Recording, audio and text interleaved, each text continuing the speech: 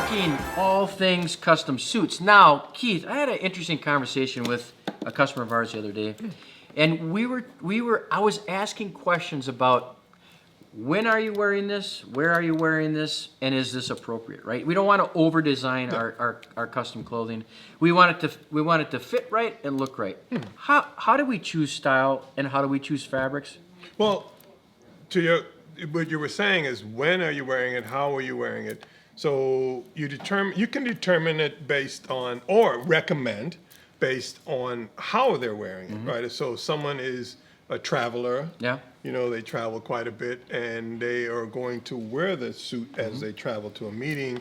Then we're kind of determining we're going to do a sort of a performance fabric, right? Something that can get them there, but it still breathes. So that's the how are we wearing. So we'll that helps.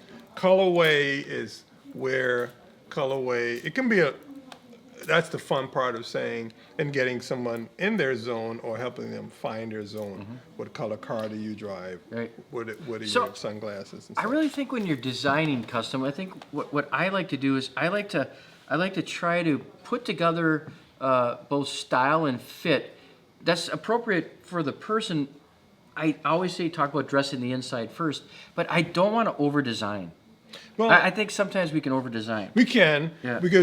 but we have several programs that there's one that has a lot of options, right? So one of the things we do here is like we would have the physical picture of what that model might be, and or I have a book that actually have humans in some of the style. Profiles. So when an individual that might be new to custom see that, they go, hey, how do you like that? How do you like that? That also helps. So we're trying to minimize shoulder and maximize waist. Well, no, in some cases, yes and no. You're minimizing, maximizing, or just getting the right shoulder, right? So there are some people now. Shoulder pads, so to speak, was designed to elevate someone's shoulder, and then now what we're saying is we can do that by it's a functional piece of the garment too, having I would call a shoulder pad in there because it lends to having some structure. But with some of the designs and models that's available, soft shoulders are made to mold to a bigger shoulder and or a smaller shoulder. Slope shoulders, a slope shoulder person is when you have to be. That's when we can determine and say we don't recommend a soft shoulder on a slope shoulder individual. I see, because you're bent here, but half inch, a quarter inch, 3/4 inch. What do we want? White shirt. What do we want? That white sleeve. Typically, at half an inch to balance off everything. So a half inch is what I would say non-distracting. Right, and we want to lengthen the leg. Right. We want to lengthen the leg by keeping that coat balanced. So the coat, so lengthening the legs on individuals, it might be the jacket, this right below the bum, right? Right. Crotch of the pants, right under the jacket. Right. That lengthens the legs, or keep what I would call some symmetry, making people more symmetrical. And what are is there a can we expect one or two fittings on a custom suit? Do we? 1, 2, or 3. Or sometimes 3. There are times when people use the word bespoke. So if you use a word bespoke, now what's happening there is your garment's getting hand sewn, put on you, adjustments are made, taken off, deconstructed again, every piece, cut, put back on you again. Right. And in most cases, that level, there might be 3 fittings. So by definition, bespoke, all it means is made for you. Made for you, or the fabric is spoken for, right? Okay, I like that. Bespoke. Yeah. But I think so they put those in those categories. So now your made to measure piece, there's a template that's put there. You can kind of feel how that garment's going to fit. Okay. So then you're determining whether you like the length or not, or then you can explain a little bit better the idea of a shorter coat or longer coat, and lengthening things or shortening things. So at Jaime's, we have a tailor shop. Yes. And we have, what, 5 custom clothiers out there? Yes. So they can answer more questions about what we're talking about. Yes. But those are just a few things we want to point out about, what is custom, what to expect for both style and fit. Yeah. Yeah. Awesome. Thanks, Keith. Thank you. You betcha. We'll see you next week.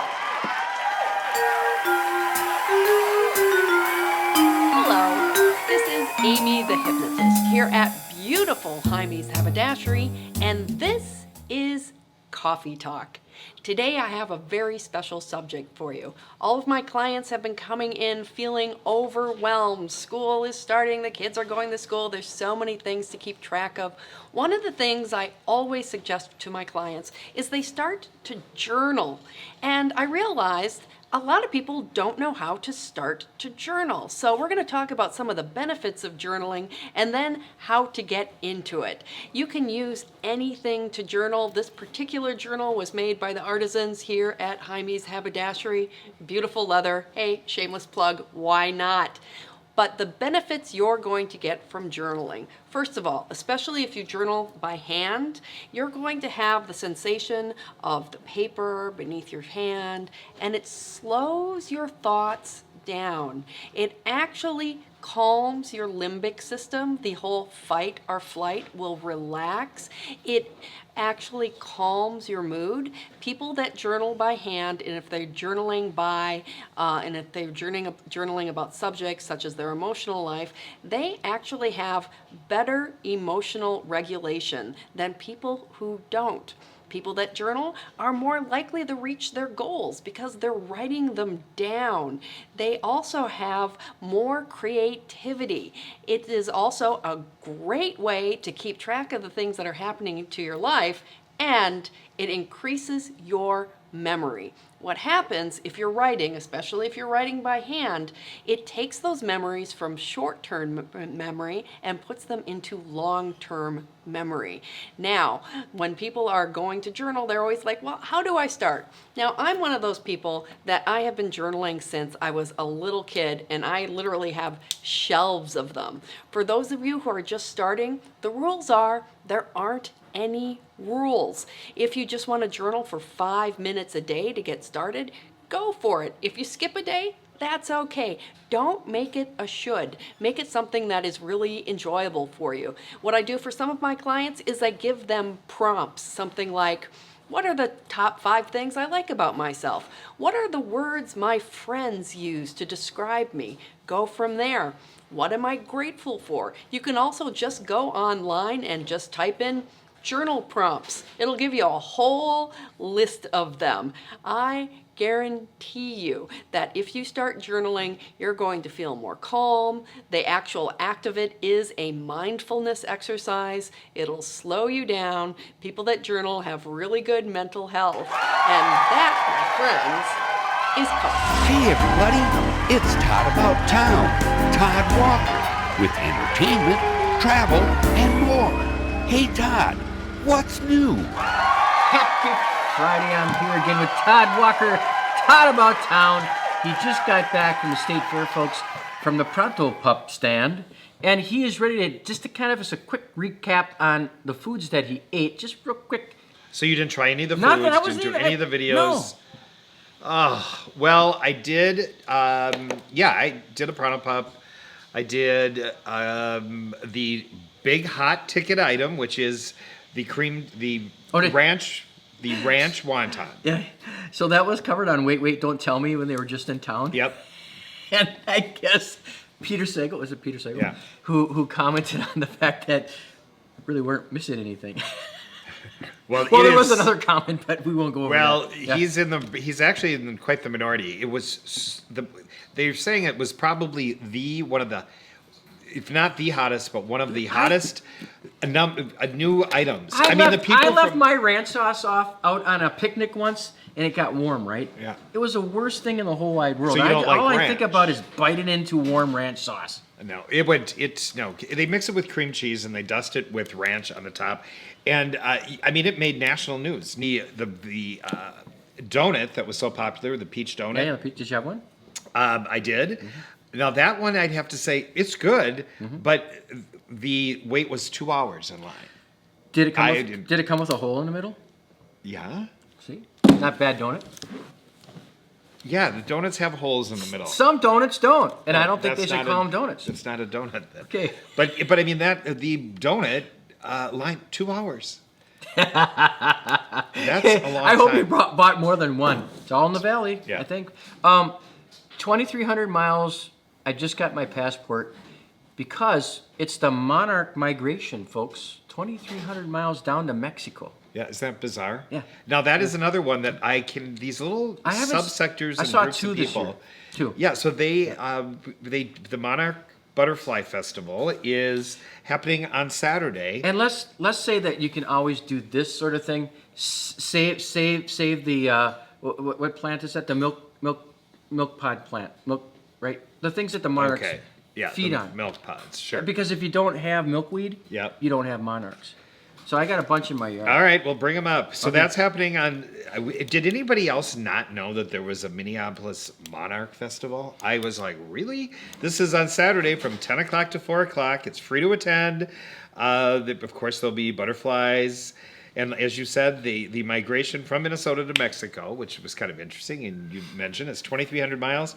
But there'll be music, there's food Music, trucks. food, and dance. Yeah, all Deep fried monarch. I would say dress like a monarch. Fall You- festival outdoor event. So this what? and it's very close to where the Monarch Festival is, so you could go to see monarchs. And then Amy, you because could- we don't know anything about paganism, is it based on a lunar? It's Yes. based Yeah. on a lunar, Isn't it? Yeah. Okay. So it's the fall festival that it happens every year. Once again, I had no idea. It's always the first Saturday after Labor Day, and once again there'll be vendors, music, rituals, which. Introducing the programming. Do you know can you have any thoughts what the rituals might be? And the purpose is to educate the general public on paganism. I don't know. Needles and little dolls that look like me. I have no idea. I have what no it idea. is. Well, can you maybe your assignment this week to go to either I'm Monarch, not going to no paganism. No way. Pagan, or Paganism to I- find out what they're about? I don't like any isms. All right. Now, if you are a music fan, the big deal that is happening this weekend, and with not much else, it's the North Loop Block Party. DJs and all that kind of stuff. Yeah, no, there's like live bands, and this group, try to pronounce the first name of the group that is right on the top there. I don't even, is that the VNSSA? Yeah, Has always, VNSSA. Yep. I- Anyway, I- it's the Newport Beach native now calls Los Angeles home. kind of in the and- dark this week. Yep. So this is I'm gonna all call my happening. mom. Yep. So if you want great live music, Hello, Mom. head to the North Loop Block Party. Okay, so what's going on now? So we go to number 4, which is the Bloody Mary Walk. Yeah. Is Mary really bloody? Yes, she is. She is. Yep, I met her. And what is this thing? So this year you go to Malcolm Yards, which if you haven't been, it's a lot of fun. Oh, see, now you covered this last year, Malcolm Yards. Yeah. So, but if Malcolm Yards does their annual Bloody Mary walk, so you buy the Bloody Mary How far for do you have to $9. Well, just around Malcolm Yards, and then you pick up all the Oh. fixings that you would want. This isn't like a power, like a No. like a 9K or So a it's 10K. So it's 11 o'clock to 4 o'clock, both Saturday and Sunday. And so if you're a Bloody Mary fan, it's the place to go. Pick up all your fixings, put them in there, and walk around. Yeah. So farmers markets have always been a popular thing. Yeah. Now so two things, since it is kind of a slow weekend. I went to the farmers market on Sunday, and this is a great time if you can. Do you can at all? I suppose I'd like to learn how. Okay. Yeah. So this is the time, about the window to buy the small little cucumber.